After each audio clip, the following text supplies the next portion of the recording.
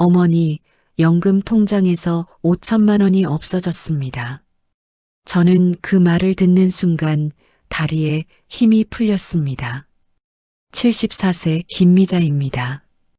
평생 성실하게 살아왔고 남편과 함께 작은 구멍가게를 운영하며 두 자녀를 키웠습니다. 5년 전 남편이 세상을 떠난 후 저는 혼자가 되었습니다. 국민연금과 유족연금을 받으며 근근히 생활하고 있었습니다. 매달 받는 연금은 85만 원. 적은 돈이지만 저에게는 전부였습니다. 그런데 오늘 은행 창구 직원이 제게 말했습니다. 통장에 돈이 거의 없다고, 5년 동안 모은 돈이 사라졌다고. 74세 김미자 씨는 은행 창구 앞 의자에 앉아 있었습니다. 손에는 낡은 통장이 쥐어져 있었습니다. 은행 직원은 컴퓨터 화면을 보며 심각한 표정을 지었습니다. 어머님, 현재 잔액이 23만 원입니다. 미자 씨는 믿을 수 없다는 표정을 지었습니다. 그럴 리 없어요. 저는 한 번도 큰 돈을 뺀 적이 없어요. 매달 연금만 들어오고 생활비로 조금씩만 썼는데요. 직원은 출금 내역을 출력했습니다. 어머님, 이 내역 보시면 매달 출금이 되고 있습니다. 미자 씨는 서류를 받아들었습니다. 하지만 노안으로 작은 글씨가 잘 보이지 않았습니다. 안경을 꺼내 쓰고 자세히 들여다보았습니다. 출금 내역에는 매달 25일마다 일정한 금액이 빠져나간 것으로 표시되어 있었습니다. 이게 뭐예요? 저는 이런 출금을 한 적이 없는데요. 직원은 설명했습니다. 자동이체로 등록되어 있습니다. 서비스관리센터라는 곳으로 매달 송금되고 있네요. 미자 씨는 고개를 저었습니다. 저는 그런 곳에 돈을 보낸 적이 없어요. 자동이체도 신청한 적이 없고요. 직원은 난처한 표정을 지었습니다. 하지만 어머님, 이건 본인 동의로 등록된 겁니다. 본인 확인도 거쳤고 비밀번호도 사용되었어요. 미자 씨는 당황했습니다. 그럴 리가 없어요. 저는 비밀번호를 누구에게도 알려준 적이 없는데요. 직원은 컴퓨터를 다시 확인했습니다. 등록 날짜가 5년 전이네요. 2019년 3월 15일에 자동이체가 설정되었습니다. 미자 씨는 5년 전을 떠올리려 했습니다. 하지만 그때는 남편 장례를 치르고 정신이 없던 시기였습니다. 무엇을 했는지 정확히 기억나지 않았습니다. 혹시 가족분이 도와주신 건 아닐까요? 아니요. 자식들은 그때 바빠서 제가 혼자 다 처리했어요. 미자 씨는 점점 불안해졌습니다. 5천만 원이라는 거액이 사라진 것도 충격이었지만 자신이 기억하지 못하는 일이 일어났다는 것이 더 무서웠습니다. 어머님, 일단 해당 업체에 연락해 보시는 게 좋겠습니다. 연락처는 여기 있네요. 직원은 메모지에 전화번호를 적어 주었습니다. 미자 씨는 떨리는 손으로 메모지를 받았습니다. 은행을 나서는 미자 씨의 발걸음은 무거웠습니다. 평생 모은 돈이 사라졌다는 현실이 믿기지 않았습니다. 집으로 돌아온 미자 씨는 소파에 주저앉았습니다. 어떻게 해야 할지 막막했습니다. 일단 딸에게 전화를 걸기로 했습니다. 딸 수지는 45세로 회사에 다니며 두 아이를 키우고 있었습니다. 엄마, 무슨 일이세요? 수진아, 큰일 났어. 통장에 돈이 없대. 5천만 원이 사라졌어. 수지는 깜짝 놀랐습니다. 뭐라고요? 어떻게 그럴 수가 있어요? 미자 씨는 울먹이며 상황을 설명했습니다. 은행 직원이 그러는데 자동이체로 매달 돈이 빠져나갔대. 그런데 나는 그런 거 신청한 적이 없어. 수지는 즉시 말했습니다.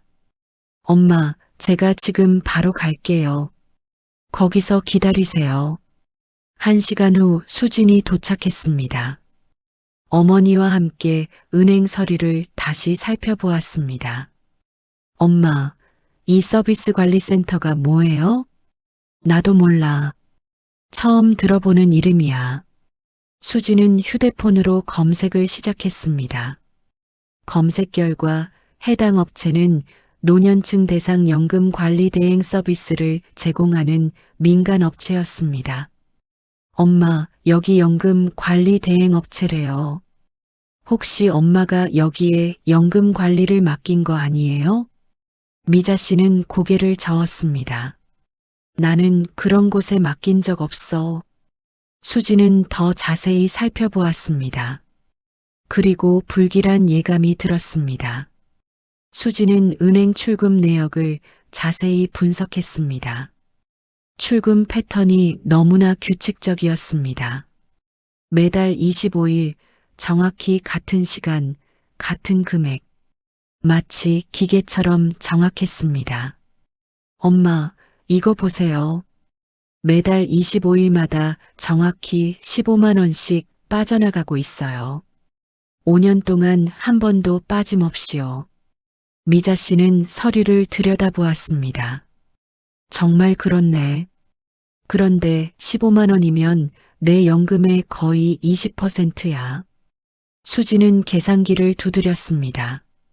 15만 원 곱하기 12개월 곱하기 5년. 총 900만 원이에요. 미자 씨는 가슴이 답답해졌습니다. 그런데 아까 은행 직원은 5천만 원이 없다고 했잖아. 수지는 더 자세히 출금 내역을 살펴보았습니다. 그리고 놀라운 사실을 발견했습니다. 엄마, 여기 또 다른 자동이체가 있어요. 같은 업체인데 금액이 다른 항목이 하나 더 있어요. 미자 씨는 눈을 크게 떴습니다. 뭐라고? 수지는 항목을 가리켰습니다. 이건 매달 25일에 15만 원. 그리고 이건 매달 28일에 또 다른 금액이 빠져나가요. 처음 2년은 10만 원, 그 다음 3년은 20만 원씩. 미자 씨는 숨이 막혔습니다. 그럼 매달 얼마씩 빠져나간 거야? 수지는 다시 계산했습니다. 처음 2년은 매달 25만 원, 그 다음 3년은 매달 35만 원. 총 2,100만 원이에요. 미자 씨는 이해할 수 없었습니다. 그럼 5천만 원은 어떻게 계산한 거야? 수지는 은행 직원에게 다시 확인하러 갔습니다. 잠시 후 돌아와 설명했습니다. 엄마, 5천만 원은 빠져나간 돈이 아니라 손실된 금액이래요. 엄마가 5년 동안 받은 연금 총액이 약 5,100만 원인데 그중 2,100만 원이 자동이체로 빠져나가고 생활비로 쓴 돈을 빼면 남는 게 거의 없다는 거예요. 미자 씨는 그제야 이해했습니다. 자신이 받았어야 할 돈이 사라진 것이었습니다. 그럼 나는 5년 동안 매달 절반도 안 되는 돈으로 살아온 거네. 수지는 어머니의 손을 잡았습니다. 엄마, 이건 명백히 잘못된 거예요. 우리 해결 방법을 찾아봐요. 미자 씨는 눈물을 흘렸습니다. 나는 왜 이렇게 된 줄도 몰랐을까? 왜 아무도 나한테 알려주지 않았을까? 수지는 어머니를 위로했습니다. 엄마 잘못이 아니에요. 이 업체가 문제예요. 수지는 즉시 해당 업체에 전화를 걸었습니다. 전화는 오래 연결음이 울린 후 자동응답기로 연결되었습니다. 안내 메시지는 기계음으로 흘러나왔습니다. 서비스 관리센터입니다. 업무 시간은 평일 오전 10시부터 오후 3시까지입니다. 수지는 시계를 보았습니다. 지금은 오후 4시였습니다. 내일 다시 전화하기로 했습니다. 그날 밤 미자 씨는 잠을 이루지 못했습니다. 5년 동안 자신이 얼마나 힘들게 살았는지 떠올렸습니다. 매달 돈이 부족해서 끼니를 거르기도 했고 병원비가 아까워 아파도 참았습니다. 그런데 그 이유가 누군가 자신의 돈을 가져갔기 때문이었다니 미자 씨는 분노와 슬픔이 동시에 밀려왔습니다. 다음 날 아침 수지는 회사에 반차를 내고 어머니와 함께 해당 업체에 전화를 걸었습니다. 몇 번의 연결음 끝에 누군가 전화를 받았습니다. 여보세요. 서비스 관리센터입니다. 수지는 차분하게 말했습니다. 저희 어머니가 5년 전에 귀사에 자동이체를 설정하신 것 같은데요. 확인 좀 하고 싶습니다. 상담원은 기계적으로 대답했습니다. 고객님 성함과 생년월일을 말씀해 주세요. 수지는 어머니의 정보를 알려주었습니다. 잠시 후 상담원이 말했습니다. 네, 확인되었습니다. 김미자 고객님, 2019년 3월 15일에 연금 관리 서비스를 신청하셨네요. 미자 씨는 고개를 저었습니다. 저는 그런 거 신청한 적 없어요. 상담원은 말했습니다. 하지만 계약서에 서명이 되어 있습니다. 그리고 본인 확인도 완료되었고요. 수지는 물었습니다. 그 계약서를 보여주실 수 있나요? 상담원은 잠시 망설이다가 대답했습니다. 방문하시면 보여드릴 수 있습니다. 주소를 알려드리겠습니다. 수지는 주소를 받아 적었습니다. 서울 외곽의 한 건물이었습니다. 수진과 미자 씨는 곧바로 그곳으로 향했습니다. 건물에 도착하니 낡은 오피스텔이었습니다. 3층에 서비스 관리 센터라는 작은 간판이 붙어 있었습니다. 두 사람은 사무실로 들어갔습니다. 좁은 공간에 책상 2개와 서류 캐비닛이 전부였습니다. 40대 남자가 앉아 있었습니다. 어서 오세요. 전화하신 분이시죠? 수지는 고개를 끄덕였습니다. 네, 저희 어머니 계약서를 보러 왔습니다. 남자는 캐비닛에서 파일을 꺼냈습니다. 여기 있습니다. 미자 씨는 계약서를 받아들었습니다. 서류에는 자신의 서명이 되어 있었습니다. 하지만 내용은 거의 기억나지 않았습니다. 수지는 계약서를 자세히 읽었습니다.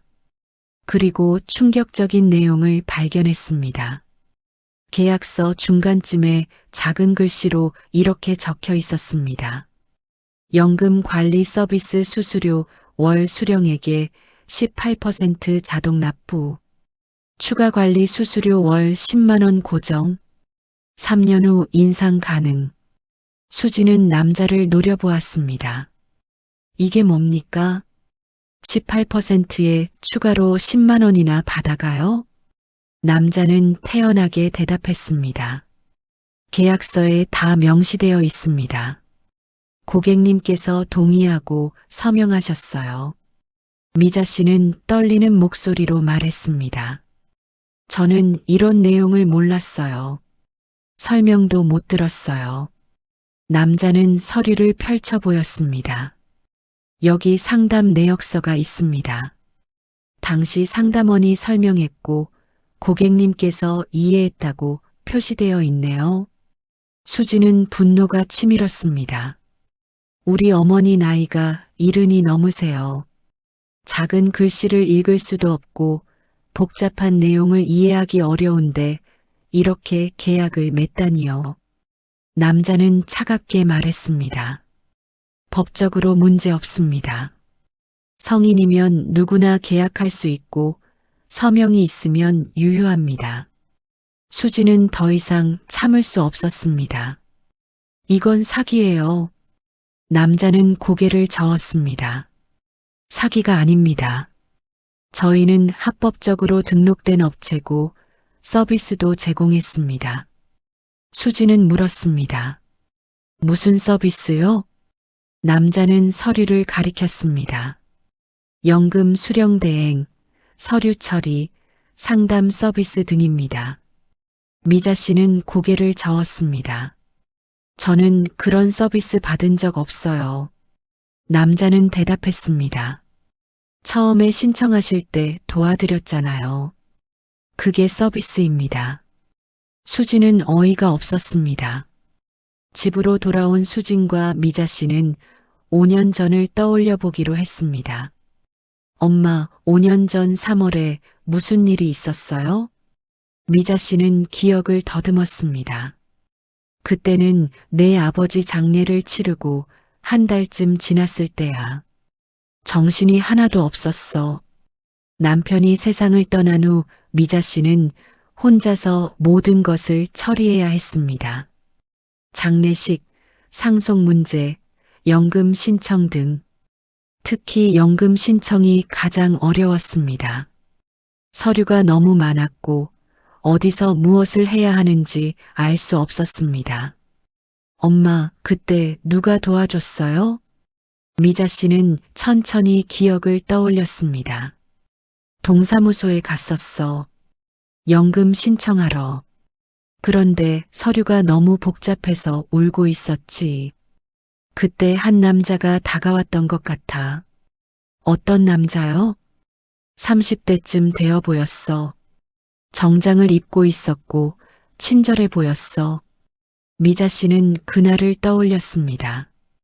동사무소 앞 벤치에서 울고 있던 자신에게 한 남자가 다가왔습니다. 어르신, 무슨 일이세요? 도와드릴까요? 미자 씨는 남자를 올려다보았습니다. 남자는 환한 미소를 짓고 있었습니다. 연금 신청하려는데 서류가 너무 어려워서요. 남자는 고개를 끄덕였습니다. 아, 그러시군요. 제가 도와드릴 수 있어요. 저희 회사에서 어르신들 연금 관리 서비스를 제공하거든요. 미자 씨는 눈을 반짝였습니다. 정말요? 얼마예요? 남자는 웃으며 말했습니다. 걱정 마세요. 국가제도랑 연계되어 있어서 부담 없으세요. 그냥 편하게 받으시면 됩니다. 미자 씨는 안도했습니다. 그래서 그 남자를 따라갔던 것입니다.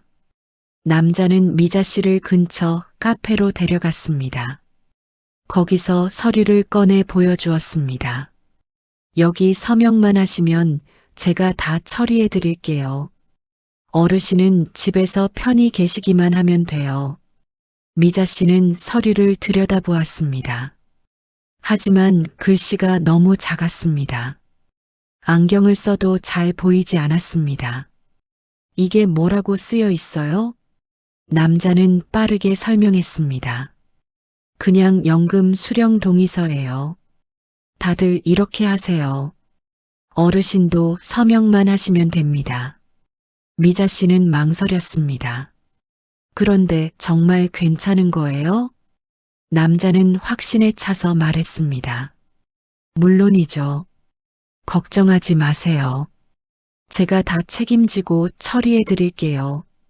미자 씨는 그 말을 믿었습니다. 남편을 잃고 혼란스러웠던 시기, 누군가 도와준다는 것이 너무 고마웠습니다. 그래서 서명을 했습니다. 여러 장의 서류에 도장을 찍었습니다.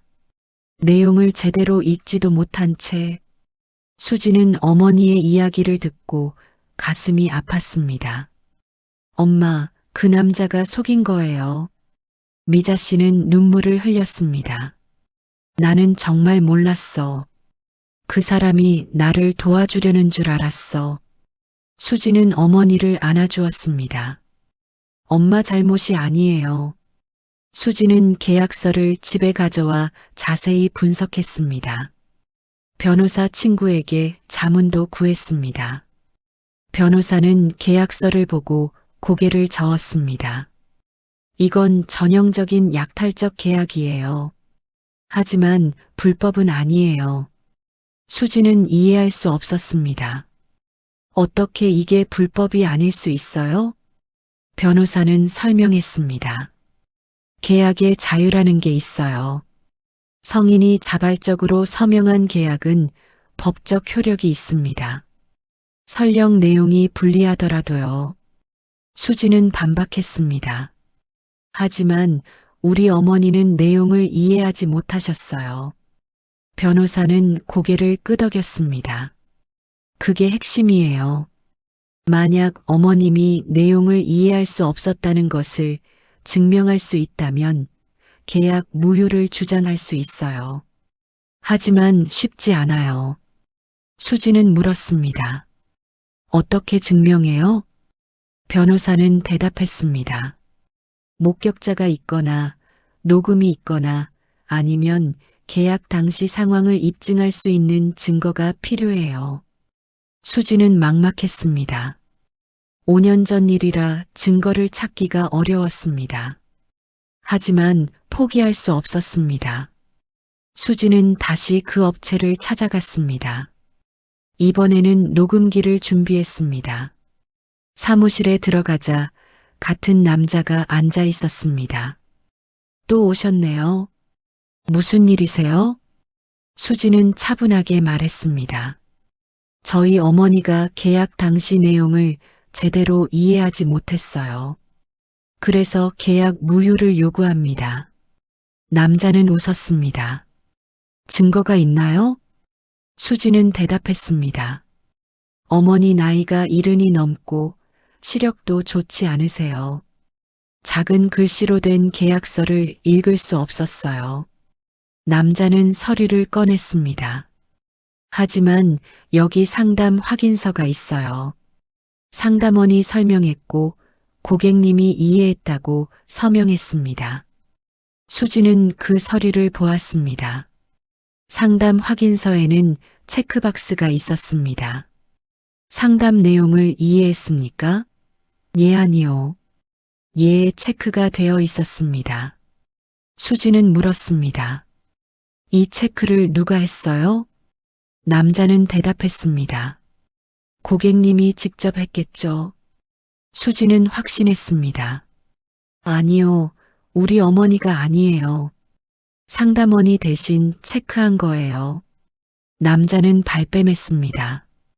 그건 증명할 수 없잖아요. 수지는 더 이상 말을 잇지 못했습니다. 수지는 소비자원에 신고했습니다. 상담원은 사연을 듣고 안타까워했습니다. 요즘 이런 사례가 많습니다. 합법적인 테두리 안에서 노년층을 대상으로 하는 약탈적 계약이요. 수지는 물었습니다. 그럼 어떻게 해야 해요? 상담원은 대답했습니다. 일단 업체와 협의를 시도해 보세요. 환급을 요구하고 안 되면 소송을 고려하셔야 합니다. 수지는 한숨을 내쉬었습니다. 소송은 시간도 오래 걸리고 비용도 많이 들 텐데. 상담원은 동의했습니다. 그래서 많은 피해자들이 포기해요. 하지만 목소리를 내는 것이 중요합니다. 수지는 어머니와 상의했습니다. 엄마, 소송하면 돈을 돌려받을 수 있을지도 몰라요. 미자 씨는 고개를 저었습니다. 소송은 너무 힘들 것 같아. 그냥 포기하자. 수지는 어머니를 설득했습니다. 엄마, 포기하면 안 돼요. 이건 엄마만의 문제가 아니에요. 다른 어르신들도 같은 피해를 당하고 있을 거예요. 미자 씨는 망설였습니다. 하지만 나는 이제 늙었어. 싸울 힘도 없고. 수지는 어머니의 손을 잡았습니다. 제가 도와드릴게요. 엄마는 그냥 옆에만 계시면 돼요. 미자 씨는 딸의 눈을 보았습니다. 그 눈에는 결연함이 담겨 있었습니다. 알았어. 해보자. 수지는 변호사를 선임했습니다. 그리고 소송 준비를 시작했습니다. 하지만 과정은 순탄치 않았습니다. 업체 측은 모든 증거를 제시하며 계약의 정당성을 주장했습니다. 계약서, 상담 확인서, 서명, 도장. 모든 것이 완벽했습니다. 법적으로 문제될 것이 없었습니다. 변호사는 말했습니다. 이기기 어려울 것 같습니다. 상대 측 증거가 너무 완벽해요. 수지는 좌절했습니다. 그럼 어떻게 해요? 변호사는 제안했습니다. 합의를 시도해 보는 건 어떨까요? 일부라도 돌려받는 게 낫지 않을까요? 수지는 생각했습니다. 수지는 업체와 합의 협상을 시작했습니다. 하지만 업체는 강경했습니다. 저희는 서비스를 제공했고 정당한 대가를 받았습니다. 황급할 이유가 없습니다. 수지는 분노가 치밀었습니다. 어르신을 속여서 돈을 뜯어낸 주제에 무슨 서비스예요? 업체 대표는 차갑게 말했습니다. 속인 적 없습니다. 계약서에 다 명시되어 있고 고객이 동의했습니다. 수지는 소리쳤습니다. 동의가 아니라 속인 거잖아요. 작은 글씨로 복잡한 용어로 어르신이 이해할 수 없게 만들어 놓고 업체 대표는 대답했습니다. 그건 고객의 책임입니다. 계약서를 제대로 읽지 않은 건 고객 잘못이에요. 수지는 더 이상 참을 수 없었습니다. 당신들은 양심도 없어요? 업체 대표는 일어섰습니다. 이 이상 대화는 무의미한 것 같네요. 법정에서 봅시다. 수지는 사무실을 나왔습니다. 온몸이 떨렸습니다. 분노와 무력감이 동시에 밀려왔습니다. 집으로 돌아온 수지는 어머니에게 결과를 말했습니다. 엄마, 합의는 실패했어요. 소송으로 가야 할 것 같아요. 미자 씨는 한숨을 내쉬었습니다. 수진아, 그만하자. 나는 이제 지쳤어. 수지는 어머니를 바라보았습니다. 어머니의 얼굴에는 깊은 피로가 서려 있었습니다. 엄마, 조금만 더 힘내요. 미자 씨는 고개를 저었습니다. 아니야. 나는 돈보다 이 과정이 더 힘들어. 내가 바보 취급당하는 게 더 아파. 수지는 가슴이 아팠습니다. 엄마, 미자 씨는 눈물을 흘렸습니다. 나는 평생 성실하게 살았어. 남편이랑 같이 가게 운영하면서 너희들 키웠잖아. 한 번도 남한테 피해 준 적 없어. 그런데 이제 와서 내가 멍청해서 속았다는 소리를 듣는 게 너무 힘들어. 수지는 어머니를 안아주었습니다.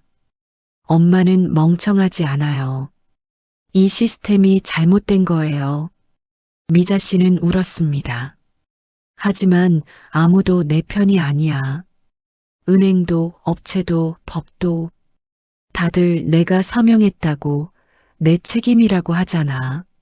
수지는 어머니의 말에 깊이 공감했습니다. 시스템이 노년층을 보호하지 못하고 있었습니다. 수지는 포기하지 않았습니다. 언론에 제보하기로 했습니다. 한 지역 방송국 기자가 관심을 보였습니다. 이 사례를 취재하고 싶습니다. 다른 피해자들도 찾아보겠습니다.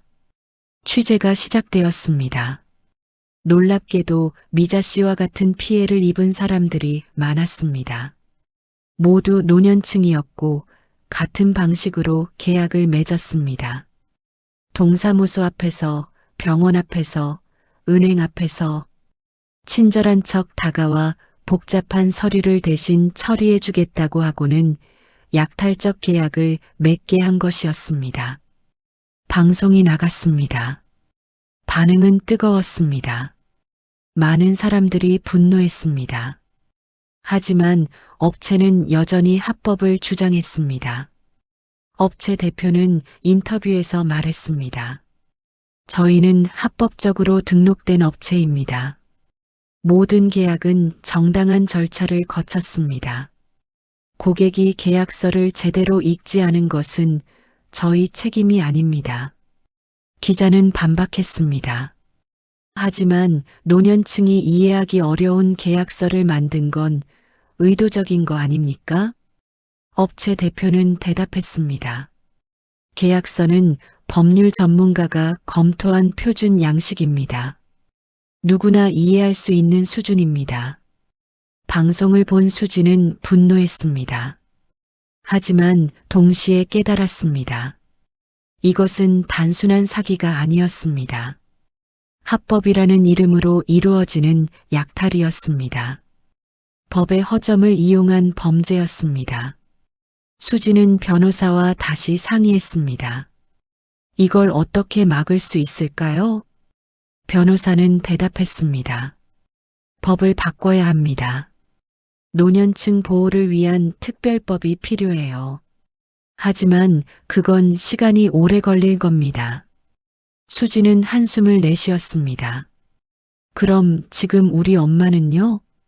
변호사는 조심스럽게 말했습니다. 계속 싸우셔야죠.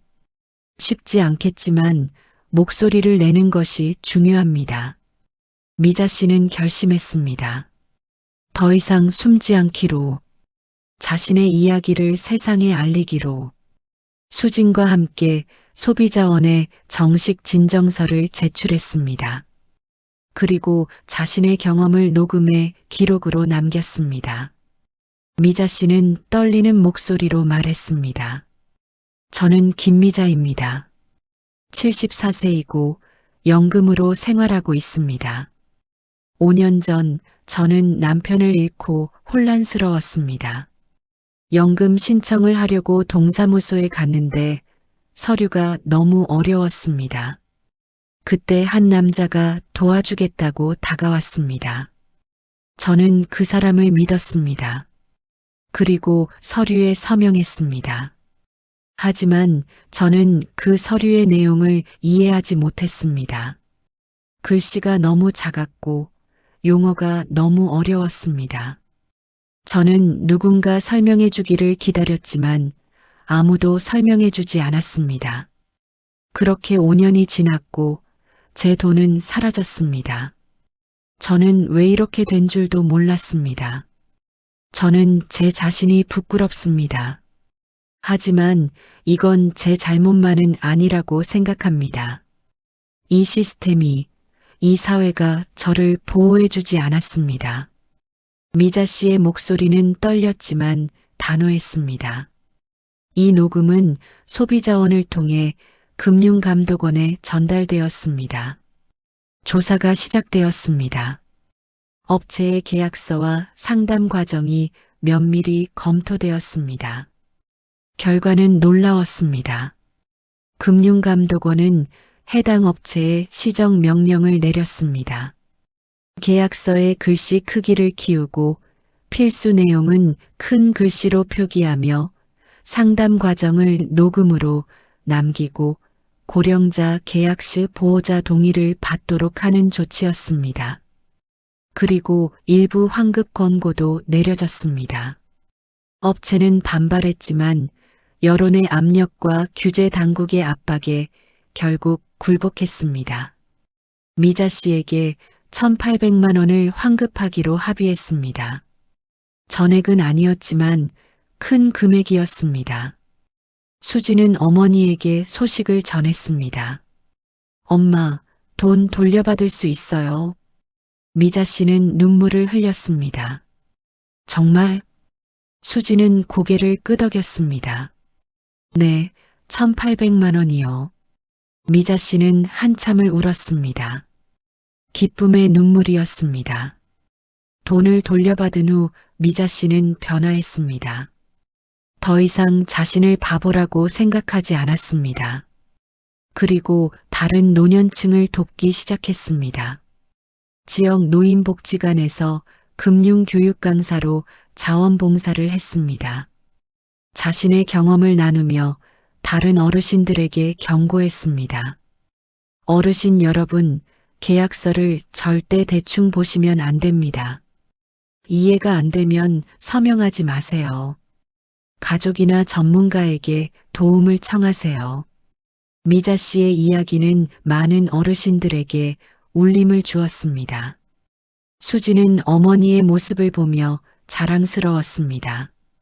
엄마, 정말 멋져요. 미자 씨는 미소를 지었습니다. 나는 이제 알아. 내가 바보가 아니라 이 제도가 너무 복잡한 거였어. 그리고 나 혼자의 문제가 아니었어. 수지는 어머니를 안아주었습니다. 엄마 덕분에 많은 사람들이 도움받을 거예요. 미자 씨는 고개를 끄덕였습니다. 그게 내가 바라는 거야. 노년의 금융사고는 항상 사기꾼 때문에 일어나지 않습니다. 가장 위험한 것은 합법이라는 이름의 무관심입니다. 작은 글씨, 빠른 설명, 다들 이렇게 합니다라는 말. 그 속에서 누군가는 5년을 잃고 누군가는 말할 기회조차 잃습니다. 돈보다 중요한 것은 이해할 권리입니다. 미자 씨는 이제 평온했습니다. 돈은 일부 돌려받았지만 더 소중한 것을 얻었습니다. 자신의 목소리를 찾은 것입니다. 그리고 다른 사람들을 돕는 힘을 얻은 것입니다. 어느 날 미자 씨는 일기를 썼습니다. 나는 74세이고 이제야 진짜 내 인생을 살기 시작했다. 5년 동안 잃은 돈은 아깝지만 그 과정에서 배운 것들이 더 소중하다. 나는 더 이상 숨지 않는다. 나는 내 권리를 안다. 그리고 나와 같은 사람들을 돕겠다. 미자 씨는 일기장을 덮고 창밖을 바라보았습니다. 햇살이 따스했습니다. 새로운 시작이었습니다.